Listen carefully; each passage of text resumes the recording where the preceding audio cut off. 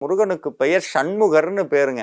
பார்க்க பார்க்க கண்ணில் அவ்வளவு தூரம் ஆனந்த கண்ணீர் பெருக்கி எழும். ஏன்னா ஒரு பிரிந்த குழந்தை, ஒரு அனாதை குழந்தை தான் பெத்த தாயை பார்த்தா எந்த அளவுக்கு உள்ள உருகுமோ அந்த அளவுக்கு நம்மளுடைய கண்ணில் நீர் கொட்டும் முருகப்பெருமானை பார்த்தா.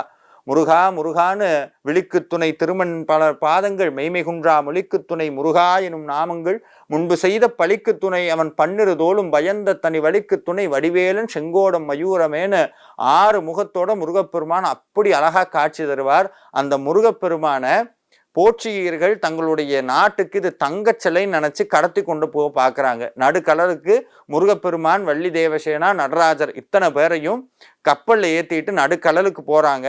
எப்படி சுனாமி ஆழி பேரலை வந்ததோ அதே மாதிரி நடுக்கடலுக்கு போகும்போது காற்று வேகமாக வீசுது. அங்கிருந்த போர்ச்சுகீயர்கள் உணர்ந்துட்டாங்க, இந்த சிலையை கடலில் போட்டால் நம்ம தப்பிச்சிடலான்னு சொல்லி முருகப்பெருமான்